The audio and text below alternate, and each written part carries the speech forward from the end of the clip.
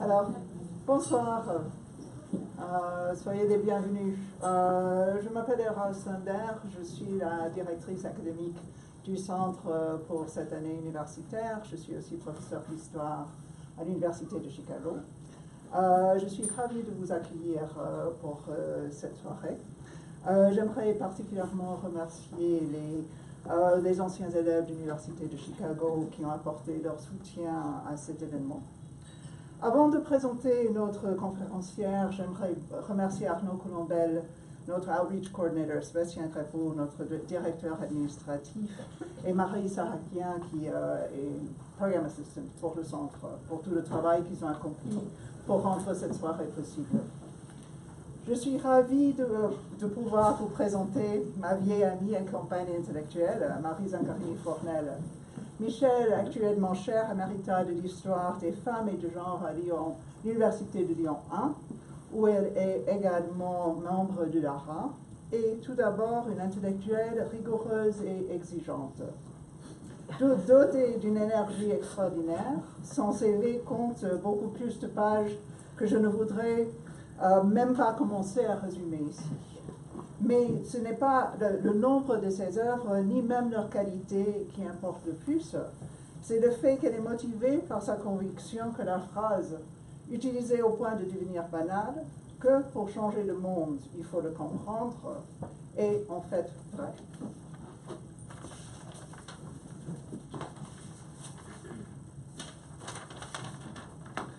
Ce sont les formes, les succès et les échecs des luttes pour l'égalité et une société plus juste qui l'ont préoccupée pendant toute sa carrière. Mais pour comprendre les mouvements sociaux, il faut comprendre le monde dans lequel les militants et les militantes ont vécu. Elle a donc écrit des livres sur l'histoire de la classe ouvrière et l'histoire des femmes, décrivant les forces politiques, économiques et sociales qui ont façonné leur vie. Mais dans aucune de ces nombreuses œuvres, les travailleurs, les personnes de couleur ou les femmes ne sont jamais que des victimes passives de leur vie. Dans les contextes allant de Saint-Étienne au début du XXe siècle, en passant par les occupations industrielles des années 60 et les manifestations en Guadeloupe, elle a découvert comment et pourquoi les gens décident d'exiger un monde plus juste. Sa conférence ce soir est basée donc non seulement sur une analyse exhaustive des actions et des paroles des Gilets jaunes, des réactions du gouvernement et des reportages, mais aussi sur des décennies de travail et surtout sur son livre récent, Les luttes et les rêves, histoire populaire de la France de 1885 à nos jours, qui est apparu en 2016 à la découverte. Je voudrais dire qu'on a des exemplaires de ce livre à vendre, si ça vous intéresse, qu'elle voudrait bien sans doute signer. Et on a aussi il ne faut pas que je cours devant l'appareil photo, on a aussi les livres collectifs sur les Gilets jaunes dont elle a écrit. Donc notre format ce soir, c'est après la conférence de professeur Zancarini-Fornel. Elle répondra aux questions et nous poursuivrons la discussion autour d'un verre dans le bâtiment côté. Michel will be speaking in English. Michel will be speaking in French.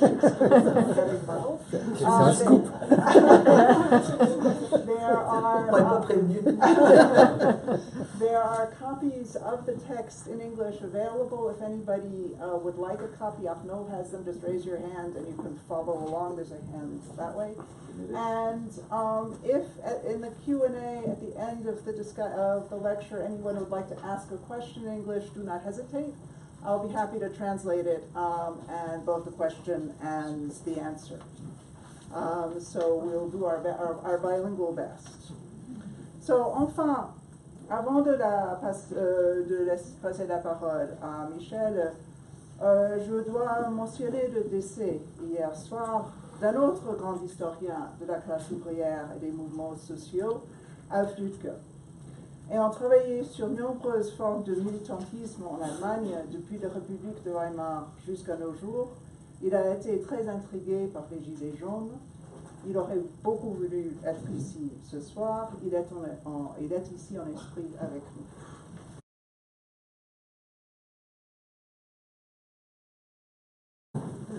Merci beaucoup pour cette présentation. Je remercie toute l'équipe du Centre de l'Université de Chicago à Paris pour l'invitation et la préparation. Et je dois dire que je suis particulièrement émue de la fin de ta présentation sur Alf Lüdtke, parce que c'est quelqu'un qui a beaucoup compté et qui m'a beaucoup aussi inspiré dans ses écrits. Donc, j'ai mis ici deux citations. L'une d'Éric Gouillard dans son dernier livre, La guerre des pauvres, qui est paru en janvier 2019. C'était le prix Goncourt de 2017, vous le savez. Et l'autre d'un gilet jaune qui a été recueilli sur le site de Mediapart. Donc, à la suite de ces deux citations, l'une qui relève de la littérature et l'autre du témoignage d'un protagoniste, que peut-on avancer avec les méthodes spécifiques de la discipline historique à un public dont une part a pu lire ou entendre dans les médias états-uniens que les événements autour des Gilets jaunes relevaient du folklore français, ou encore que Paris était à feu et à sang. J'évoquerai ici, avec une grande prudence interprétative, le cas complexe, car situé dans l'immédiateté et toujours en cours, de ce mouvement social du XXIe siècle, celui des Gilets jaunes, en France, avec des bourgeons qui ont éclaté ça et là en Europe, en Afrique et au Moyen-Orient. Il s'agit aussi d'un processus, ce processus qui évolue au fil des jours, donc qui n'est pas terminé, qui évolue et qui change dans les situations et dans les têtes des gens. Les sources, pour l'analyser, sont essentiellement médiatiques. Presse, radio, télévision, réseaux sociaux. Alors que certains, comme le gilet jaune qui est cité ici en exergue, ont conscience de vivre un moment historique, il est possible, en historienne, d'interroger donc les temporalités entre présent, passé et futur, avancées par les protagonistes, donc, sur la scène publique et médiatique. Ce champ d'expérience, je mets des guillemets, l'expression, incarné dans le présent par certains répertoires d'action, tels les blocages au rond-point et les manifestations hebdomadaires le samedi, ou encore les échanges sur les réseaux sociaux, peut ouvrir le champ des possibles, un horizon d'attente, pour reprendre les catégories conceptuelles de Reinhard Koselleck dans Le futur passé, contribution à la sémantique des temps historiques, qui était traduit en 1990, je crois. En novembre 2018, au départ de cette révolte sociale, la protestation s'exprime publiquement contre la hausse des carburants, la hausse des taxes et le coût de la vie. Les habitants des départements d'outre-mer avaient déjà avancé, 10 ans auparavant, les mêmes revendications matérielles dans un mouvement de masse contre la profitation. C'est traduit du créole, je ne vous le dirai pas en créole. Successivement et chronologiquement, 8 jours de grève, de blocage de routes, de supermarchés, c'est ce qu'il y a ici sur la diapositive, et de manifestations, d'abord à La Réunion, 15 jours en Guyane, 44 jours en Guadeloupe, du 20 janvier au 4 mars 2009, et c'est le mouvement dont on a surtout entendu parler, et 38 jours en Martinique. À la confluence donc de différentes expériences du passé, le mouvement contre la profitation est aussi un mouvement social du XXIe siècle. En effet, il a éclaté non à partir des conflits traditionnels dans le secteur de la canne à sucre, donc chez les ruraux, ni à partir d'incidents racialisés comme en décembre 1959 à Fort-de-France en Martinique ou au printemps 67 en Guadeloupe, mais à partir d'une révolte de consommateurs contre la vie chère, et en particulier contre le prix des carburants. la voiture étant le moyen de déplacement essentiel en raison de la quasi-absence de transport en commun dans les départements d'outre-mer. Ce mouvement débouche sur la volonté d'abolir l'assistanat et de changer le modèle de société. Le mouvement a été soutenu par 9 écrivains antillais à l'initiative d'Édouard Glissant et de Patrick Chamoiseau dans un texte poético-politique qui propose un autre modèle de société, je cite, le manifeste pour les produits de haute nécessité. D'origine martiniquaise, Priscilla Ludowski, 33 ans, habitant en Seine-et-Marne, auto-entrepreneuse et gérante d'une boutique en ligne de cosmétiques bio, est la première à avoir demandé la baisse des prix des carburants à la pompe dans une pétition sur Internet qui a recueilli plus d'1 million de signatures. Devenue une figure de proue du mouvement des Gilets jaunes, Priscilla Ludowski lit une déclaration solennelle le 13 décembre 2018 devant le lieu symbolique de la Révolution française, qui est la salle du Jeu de Paume à Versailles, là où était proclamée en juin 1789 la transformation des États généraux en Assemblée nationale. Priscilla Ludowski fait référence dans cette déclaration aux produits de première nécessité. Et elle cite l'énergie, logement, transport, produits alimentaires, vêtements. Peut-être avait-elle, dans sa dénonciation des taxes et des hausses de prix, outre l'anticipation du préjudice financier pour son activité professionnelle d'auto-entrepreneuse, le souvenir de ces mouvements sociaux qui s'étaient déroulés en 2008-2009 dans les départements d'outre-mer et en particulier dans sa Martinique natale à partir du 5 février 2009. L'hypothèse paraît confirmée par la rencontre hier, mardi 29 janvier, annoncée de manière non conformiste par la ministre des Outre-mer avec Priscilla Ludowski, qui s'était dite préoccupée de la situation aux Antilles, selon l'information parue sur les réseaux sociaux hier, donc à 18h. Cette dernière lui répond de manière aussi peu protocolaire. « Bonjour Annick Girardin, bien évidemment, j'accepte de vous rencontrer et je serai donc accompagnée. Merci pour votre proposition de rendre nos échanges publics. C'est aussi la proposition que j'aurais faite. » Alors j'ai essayé de trouver ce matin s'il y avait eu un compte-rendu de cette rencontre d'hier, mais je ne l'ai pas trouvé. Peut-être qu'il y en a un ce soir, mais je n'ai pas eu l'occasion plus en chercher plus. À partir de cet exemple, nous interrogerons donc les analogies éventuelles avec d'autres révoltes sociales dans l'histoire moderne et contemporaine de la France, dont j'ai esquissé un panorama dans Les luttes et les rêves, une histoire populaire de la France de 1685 à nos jours, publié en 2016 à la Découverte. J'ai mis cette pancarte que j'ai trouvée sur un des ronds-points de Hautes-Alpes, je crois, oui. 1789, 1968, 2018, le peuple. Donc on a une inscription là dans des événements historiques précis. Alors, premier point, donc, la question de la dénomination de toute révolte sociale est une analyse en soi.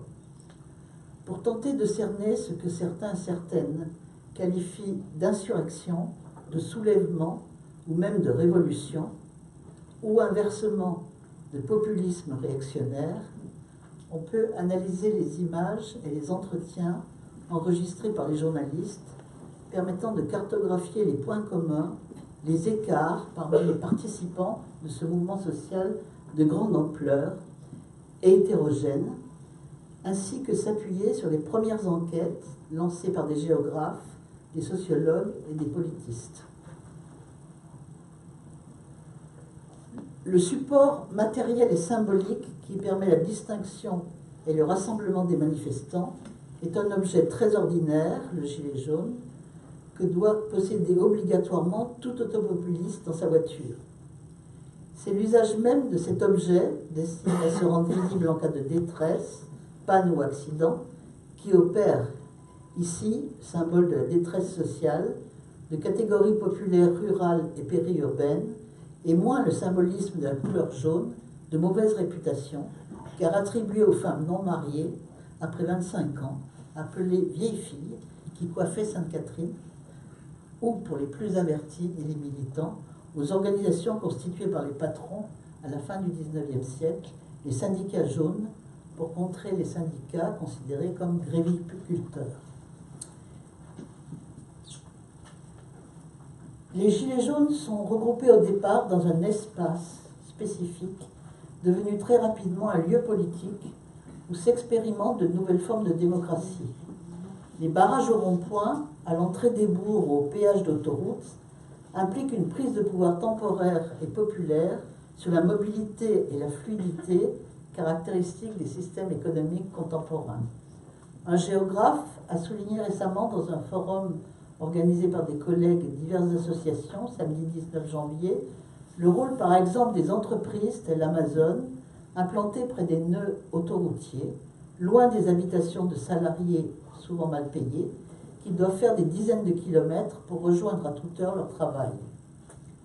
D'où la question lancinante du prix des carburants, des taxes et du refus de la limitation de la vitesse à 80 km/h, qui peut paraître exotique ou dangereux pour quiconque préoccupé de sécurité routière.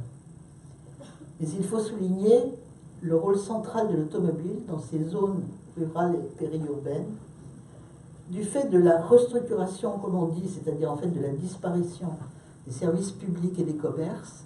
Les ruraux doivent parcourir quotidiennement de nombreux kilomètres pour emmener les enfants à l'école ou au collège, aller au travail, faire ses courses ou consulter un médecin, qui est souvent le rôle des femmes. Une voiture en bon état de marche est devenue un bien de première nécessité et le carburant qui va avec également.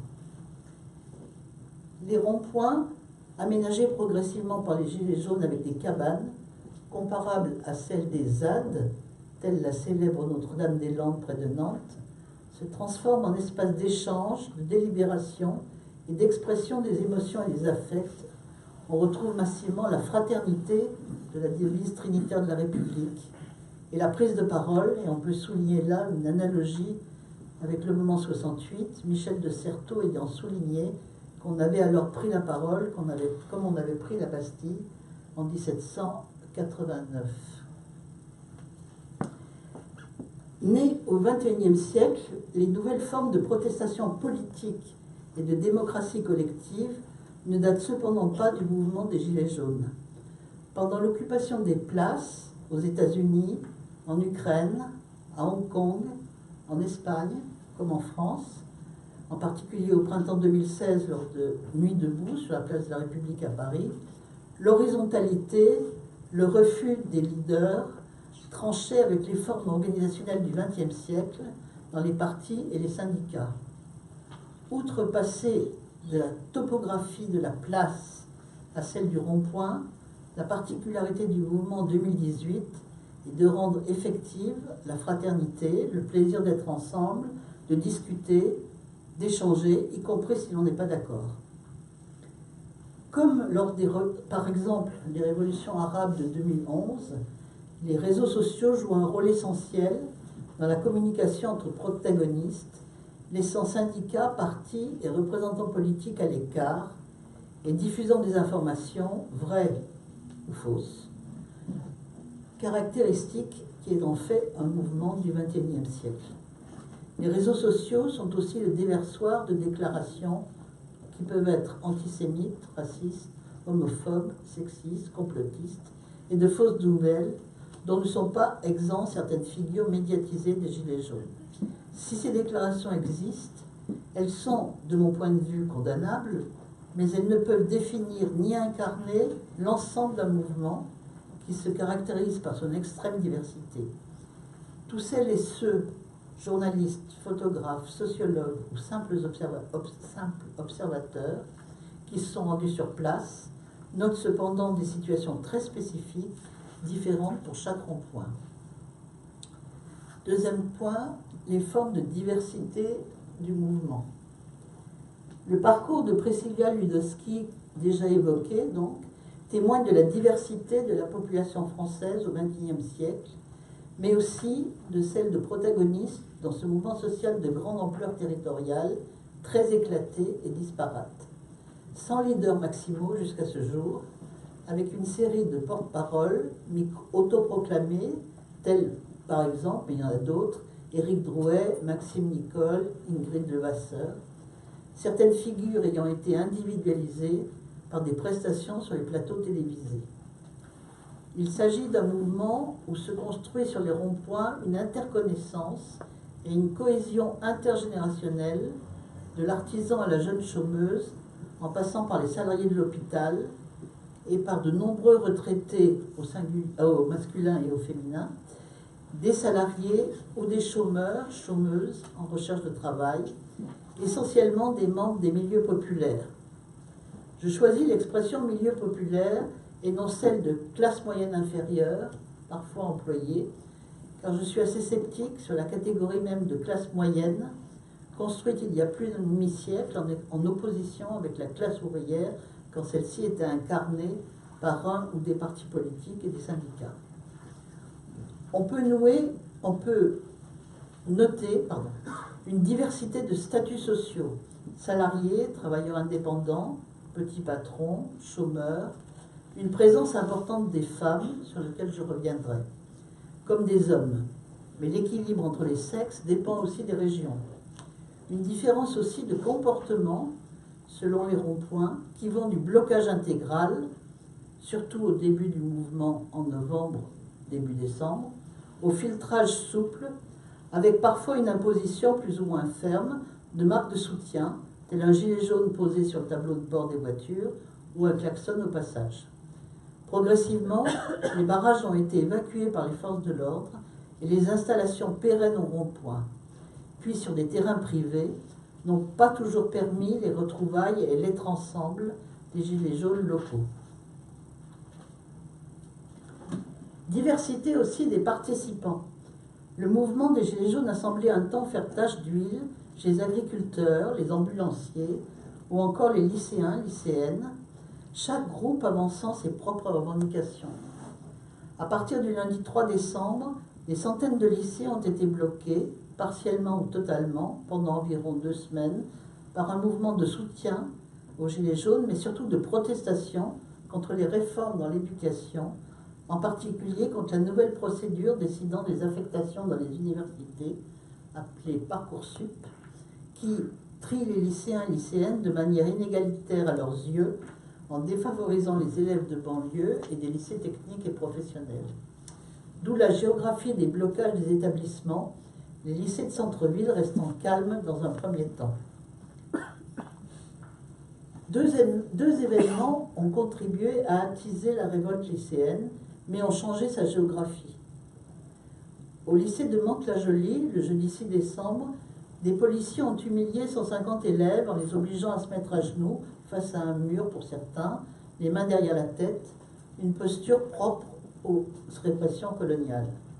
Le lendemain, le geste était imité par des lycéens, place de la République, et le 8 décembre, par des gilets jaunes qui ont repris la posture lors de la manifestation parisienne et dans des cortèges en province.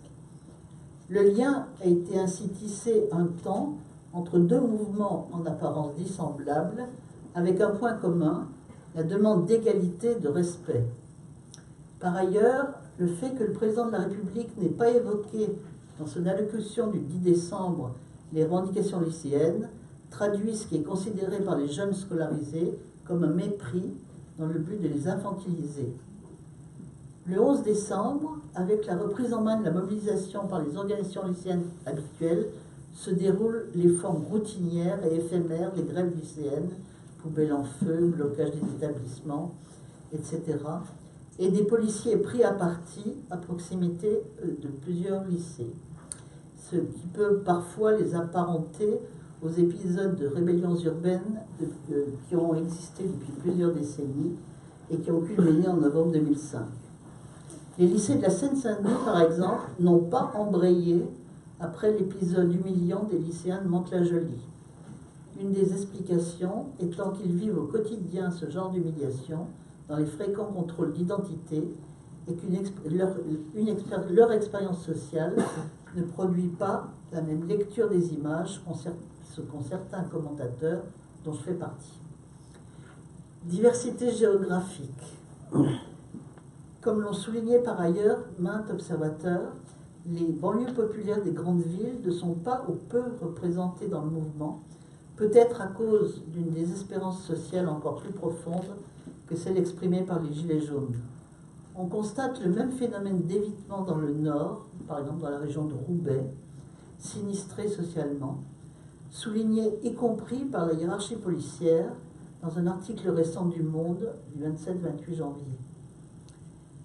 À l'évidence, le Sud est plus mobilisé que le Nord, et on retrouve ici la géographie des manifestations de 1995. La protestation née dans les zones rurales, puis étendue au périurbain, s'est implantée dans les villes petites et moyennes au fur et à mesure que l'importance de Paris diminuait dans les manifestations. Toulouse et Bordeaux restent des villes fortement mobilisées avec la caractéristique, à côté des drapeaux français omniprésents comme ailleurs, d'arborer les drapeaux occitans et de l'Espagne républicaine. Bordeaux est devenue la ville symbole d'un affrontement de classes avec l'occupation hebdomadaire par les Gilets jaunes d'un centre-ville riche, rénové, phénomène accentué par l'arrivée de la ligne directe du TGV et une augmentation très forte des loyers, inaccessibles pour les salariés, qui sont rejetés à l'extérieur de la ville, donc attirés aussi par la possibilité de devenir propriétaires, souvent dans des lotissements périurbains. C'est, autre phénomène, donc autre point, un processus évolutif. Le mouvement, comme je l'ai souligné, est donc un processus dont on peut pointer certaines évolutions dans la durée. 2 mois et demi, en arrivant à passer le seuil, c'est Michel Daubry qui dit que dans tout mouvement, il faut passer un seuil. Ici, le seuil, donc, c'était les fêtes de Noël, avec des temporalités spécifiques scandées par les manifestations hebdomadaires appelées actes. On constate des revendications plus sociales sur les ronds-points et des prises de position anti-institutionnelles, anti-système dans les manifestations, avec la revendication qui est montée en puissance du RIC, référendum, initiative citoyenne. Alors revenons sur le processus. Le mouvement a commencé le 17 novembre par des opérations massives de blocage. Près de 300 000 personnes ont bloqué les routes sur plus de 2000 sites, poursuivis sans interruption lundi 19 novembre et 20, tandis que le gouvernement affichait son inflexibilité sur la politique économique et fiscale. Le bilan humain a été dès le début particulièrement lourd. Une manifestante est morte, percutée par un automobiliste pris de panique, après que des gilets jaunes aient tapé sur son véhicule. 528 personnes ont été blessées, dont 17 grièvement, uniquement au début. Les médias ont par ailleurs évoqué des agressions homophobes, racistes, islamophobes, contribuant à une méfiance primitive par rapport au mouvement. Le directeur de l'Observatoire des inégalités, Louis Morin, observe, je cite, que des extrémistes figurent par les manifestants, mais appelle à ne pas généraliser, et revient sur les racines du mouvement.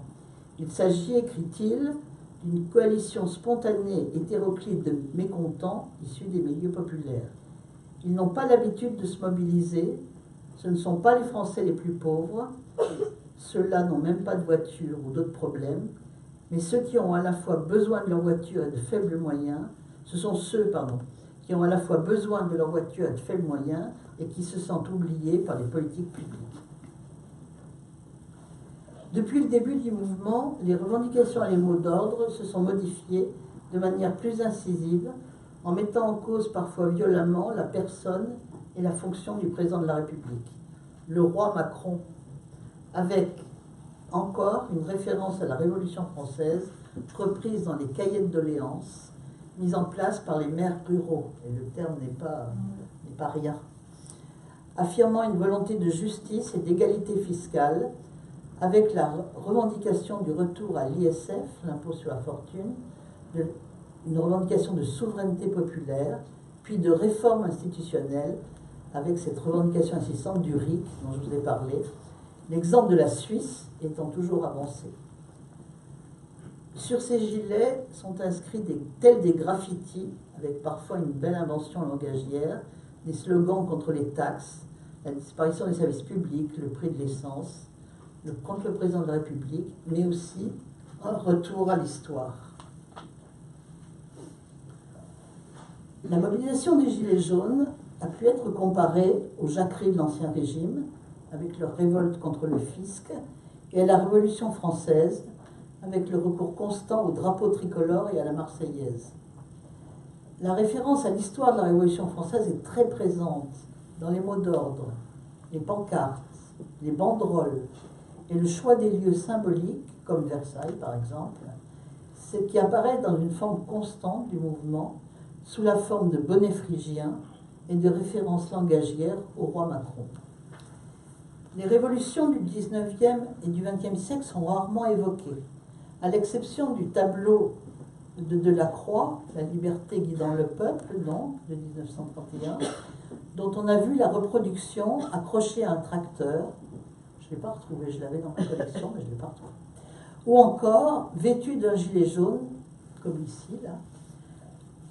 Et la fresque a été reprise donc, par un peintre dans une rue du 19e arrondissement, avec une autre, enfin, comme vous le voyez, avec d'autres, disons, le gilet jaune ailleurs que sur la liberté, donc, qui guide le peuple. On a évoqué parfois aussi Victor Hugo et Les Misérables. Le mouvement des Gilets jaunes a été également comparé au poujadisme de 1953-1956, des petits commerçants et artisans opposés au contrôle fiscal mis en place par l'administration. Si l'on retrouve bien le même sentiment d'injustice fiscale et le même discours contre les aristocrates ou les élites, ce ne sont toutefois pas exactement les mêmes catégories sociales qui sont concernées. Les Gilets jaunes ne peuvent non plus être assimilés aux revendications des professionnels de la route des années 1990, ni aux bonnets rouges, rassemblant essentiellement petits patrons et agriculteurs de la FNSEA et régionalistes bretons, qui avaient contribué à l'échec de l'écotaxe en 2016. Les formes de violence populaire et les répertoires d'actions similaires ne peuvent rendre équivalents les mots d'ordre et les protagonistes impliqués dans des contextes très différents. Il en est de même pour la comparaison avec 68, qui n'est pas très fréquente. Barricades, manifestations violentes à Paris, même une tentative d'incendie de la Bourse, comme le 24 mai 1968 et le 1er décembre 2018. Si rapprochement il peut y avoir avec 68, c'est celui, comme je l'ai dit, d'une prise de parole généralisée et aussi d'une crise d'hégémonie, comme aurait dit Antonio Gramsci, ou d'une crise du consentement, comme l'écrit le politiste Boris Gobille, à l'écart des différentes formes de domination et d'inégalité. Le caractère historique du mouvement ne semble faire aucun doute pour personne, point de vue justifié par l'ampleur du mouvement, par la surprise qu'il a créée, par sa radicalité, par sa durée, par le soutien qu'il reçoit de l'opinion, même si ce soutien a diminué, par le nombre très élevé et l'intensité des commentaires publics dont il est l'objet, sa construction comme événement par les médias en tout genre et par les spécialistes intellectuels, par le désarroi qu'il a provoqué, non seulement dans les sphères du pouvoir, mais aussi dans les organisations politiques et syndicales. La question des violences. Violences sociales, violences des manifestants, violences policières. Les groupes d'ultra-gauche comme d'ultra-droite sont présents dans la plupart des rassemblements et sont parfois à l'origine des violences entre eux et à l'égard des forces de l'ordre, l'apogée ayant été la manifestation du samedi 1er décembre, particulièrement violente. Elle a donné lieu à des dégradations au moulage de l'Arc de Triomphe qui ont frappé les esprits. Elles sont le fait, on le sait maintenant sans doute, d'extrémistes de droite et de gauche. Après la 4e journée de mobilisation à Paris, le samedi 8 décembre, le bilan est plus contrasté. À Paris, dans les quartiers de la bourgeoisie et du pouvoir, autour des Champs-Élysées, les violences caractéristiques du samedi 1er décembre ont diminué et les manifestants ont été contenus par de nombreux contrôles en amont et 2000 interpellations préventives au prix d'une mobilisation impressionnante des forces de police et d'un nombre certain de gardes à vue, suivis de comparutions immédiates devant la justice.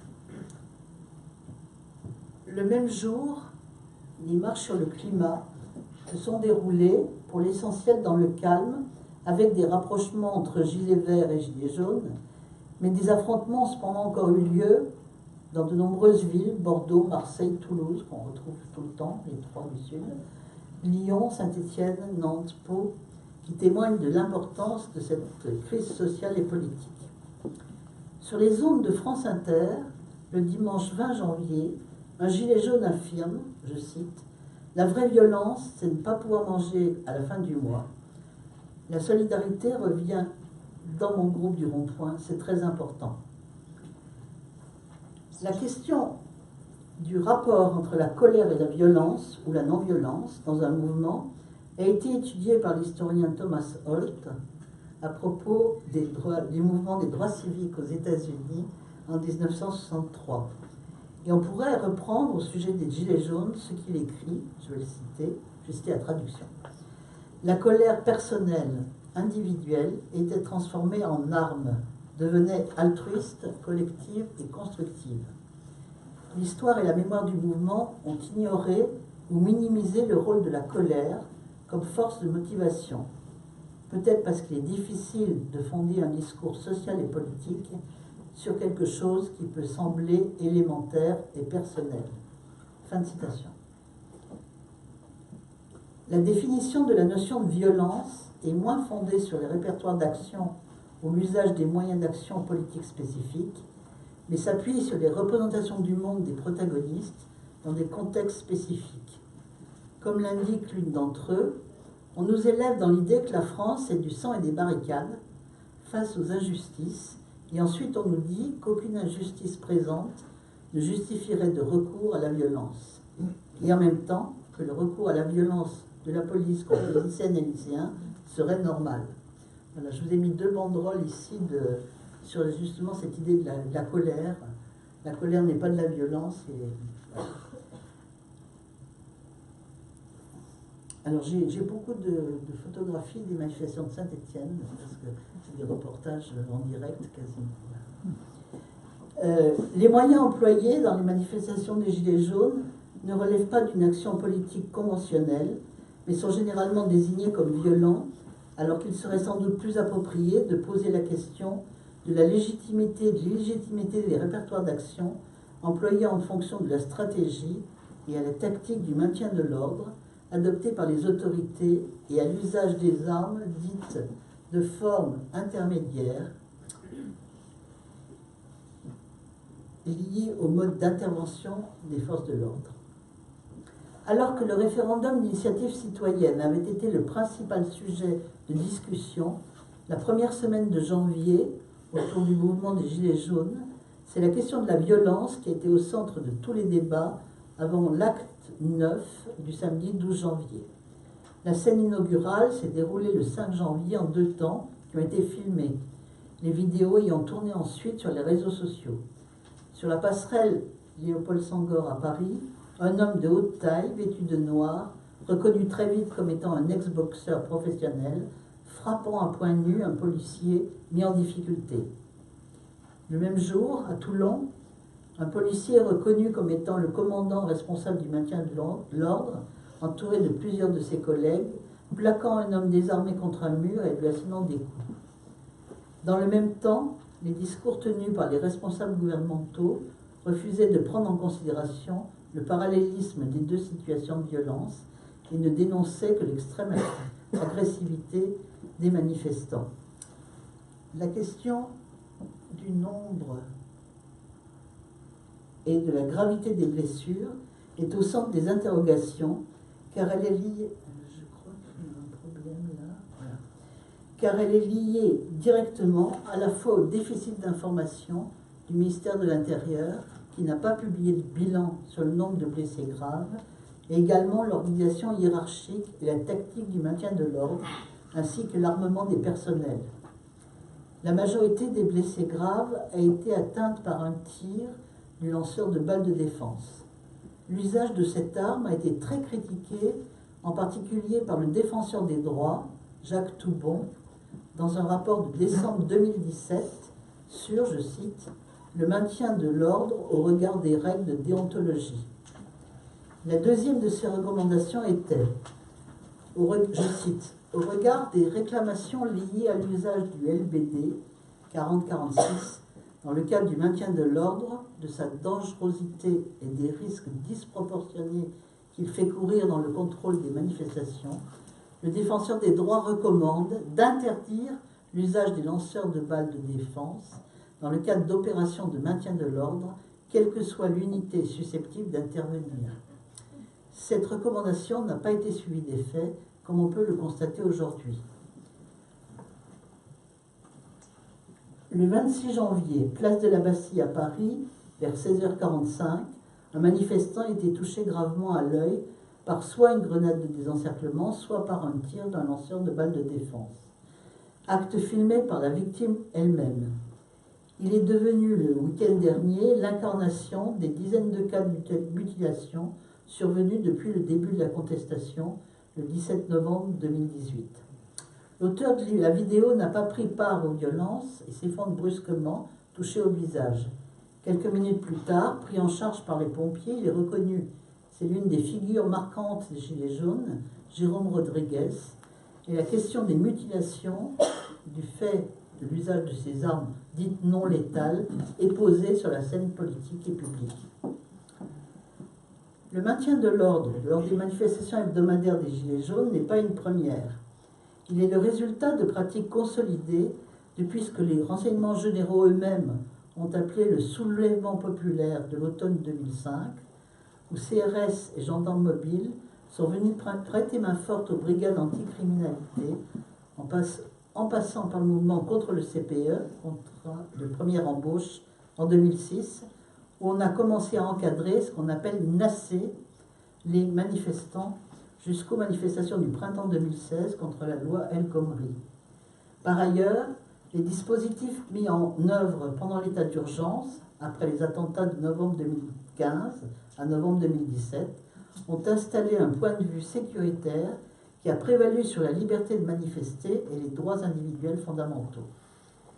Le grand débat national, initié par Emmanuel Macron, sera peut-être insuffisant pour apaiser la situation si les responsables gouvernementaux persistent à criminaliser le mouvement et à retenir des informations précises sur le nombre et la gravité des blessés de part et d'autre. On ne connaît pas non plus le bilan et la nature des blessures des forces de l'ordre. Le gouvernement a décidé de soumettre au vote des parlementaires une loi anti-casseurs, annoncée le 7 janvier par le Premier ministre Édouard Philippe. Le texte est accusé par certains d'être liberticide et il est contesté y compris au sein de la majorité parlementaire. Il est débattu en ce moment dans l'hémicycle. Henri Leclerc, avocat et président d'honneur de la Ligue des droits de l'homme, a affirmé sur les ondes de France Culture, je cite, que la loi anti-casseurs proposée est une loi anti-manifestation. Je n'arrive pas à comprendre comment ce gouvernement a repris cette proposition de la droite. Nous avons ici une loi de circonstance. C'est un aveu de faiblesse. Contre la violence révoltée, la répression violente ne résout pas le problème. Fin de citation.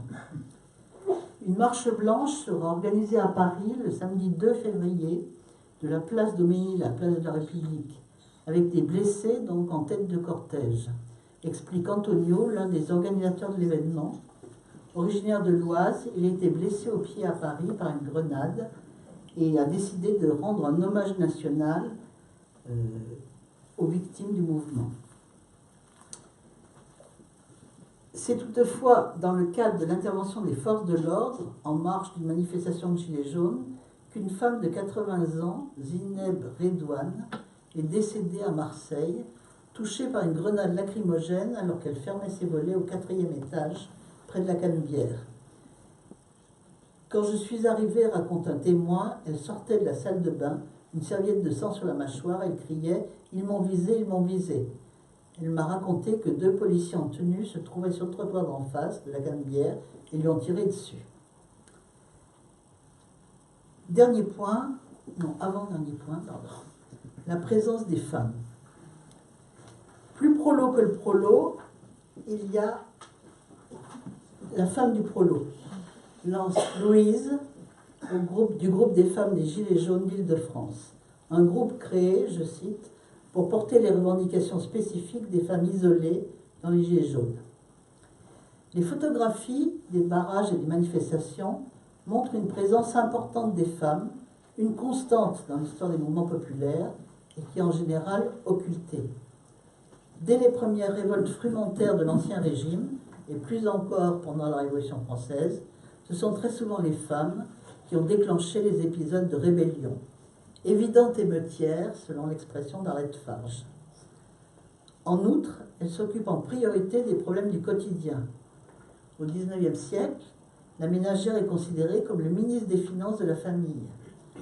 En charge du foyer, c'est elle qui est responsable des approvisionnements, comptable des dépenses avec des revenus aléatoires.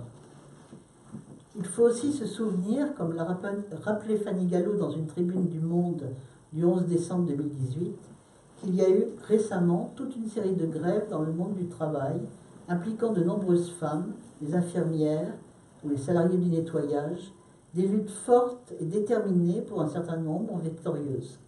Cela a été notamment le cas dans les grands hôtels des femmes de chambre. Les manifestations de femmes ont été passées sous silence. Ainsi, le récit de la grève de novembre-décembre 1995 fait l'impasse sur la grande manifestation du 25 novembre 1995 où 30 000 femmes ont défendu dans la rue le droit à l'avortement.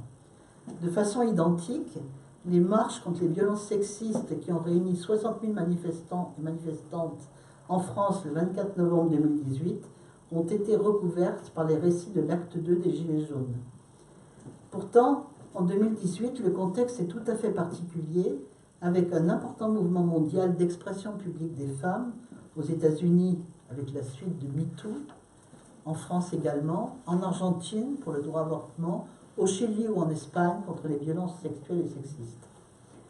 Le samedi 24 novembre, plusieurs milliers de citoyens manifestaient à Paris et en province contre la hausse des taxes et l'inégalité fiscale, et d'autres contre les violences faites aux femmes. La marche féministe qui s'appelait Nous Toutes était prévue de longue date. Mais il y a eu, dans quelques endroits, fusion, à Montpellier par exemple, place de la Comédie, les Gilets jaunes ont réservé une haie d'honneur aux participantes de la marche contre les violences sexistes et sexuelles du 24 novembre. La présence des femmes se pose d'une autre façon dans le débat autour de la violence dans les manifestations des Gilets jaunes au début du mois de janvier 2019. Elles apparaissent alors séparément, elles manifestent séparément, de façon spécifique, en général le dimanche, le lendemain de la manifestation du samedi. Et voilà ce qu'elles disent. Le gouvernement veut nous faire passer pour des casseurs, mais aujourd'hui nous sommes des mères, des grands-mères, nous sommes les filles, les sœurs de tous les citoyens, et nous voulons dire que notre colère est légitime. Fin de citation. C'est une déclaration à l'AFP de Chloé, 28 ans, professeure d'équitation, reprenant ainsi une assignation au rôle féminin qui était déjà présente en 1791 dans la Déclaration des droits des femmes et de la citoyenne de l'Herbe de Gouges. Des centaines de femmes gilets jaunes se sont rassemblées dimanche 6 janvier dans plusieurs villes de France, au lendemain de l'acte 8, qui a réuni donc près de 50 000 personnes dans tout le pays. Leur but était de manifester pacifiquement et de donner une autre image du mouvement, alors que les manifestations de la veille avaient été marquées par des violences. Ces femmes ont mis alors en avant une conception traditionnelle des rôles féminins en tant qu'adeptes, des femmes adeptes de la non-violence. Elles refusent par ailleurs de se considérer comme féministes, mais comme féminines, comme l'écrit par exemple Karen, infirmière de 42 ans, venue de Marseille, l'une des fondatrices du groupe Facebook Femmes Gilets jaunes. Une autre, Sophie, 40 ans, mère isolée de 2 enfants, a expliqué au mégaphone dans une manifestation être au RSA depuis 2 ans et demi. Je cite, « C'est très difficile pour nous d'être mises en lumière dans la société en tant que femmes. Or, nous sommes plus pacifiques que les hommes et on veut mobiliser de façon pacifique. On est très nombreuses dans les manifestations, sur les ronds-points, car on n'est plus touché par le travail précaire. » Fin de citation. À Toulouse, près de 300 femmes gilets jaunes, selon la préfecture, se sont réunies derrière une grande banderole noire au ton plus offensif, sur lequel on pouvait lire « Précarisées, discriminées, révoltées, femmes en première ligne ». Monique explique « Je suis venue pour l'avenir de nos enfants. » C'est une fonctionnaire de 64 ans retraitée. Elle dit « On leur laisse une société pourrie. Beaucoup vont être au chômage et les personnes âgées vont travailler de plus en plus tard. Ils n'auront pas droit à la parole si on n'agit pas maintenant et le peuple a droit à la parole. » Fin de citation. Des milliers de femmes sont sur les ronds-points dans les manifestations. Leurs conditions de vie les amènent à vouloir se rendre visibles, audibles. Au-delà de cette protestation, on peut identifier une raison plus profonde. Nous sommes le peuple, disent-elles. Nombreuses, les femmes en gilets jaunes, souvent célibataires ou divorcées, mères de famille aussi d'ailleurs, expliquent comment, pour être là, elles se débrouillent pour faire garder leurs enfants. Avec l'augmentation du nombre de divorces, il y a de plus en plus de ménages monoparentaux, c'est-à-dire dans l'immense majorité des cas des femmes, qui se retrouvent à élever leurs enfants avec un seul salaire. Enfin, l'instauration du travail à temps partiel contraint, il y a près de 40 ans, a concerné majoritairement des femmes qui arrivent aujourd'hui à la retraite avec de toutes petites pensions. Tout cela constitue une conjonction qui explique, en partie, la forte présence des femmes avec des gilets jaunes sur les ronds-points et dans les manifestations.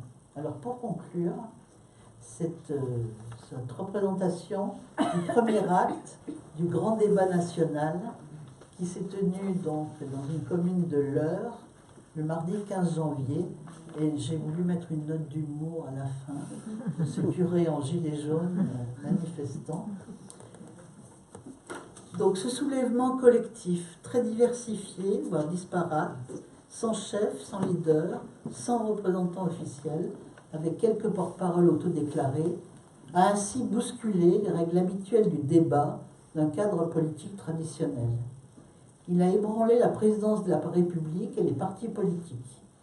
Il cherche à se structurer politiquement autour, par exemple, de la question des listes pour les élections européennes.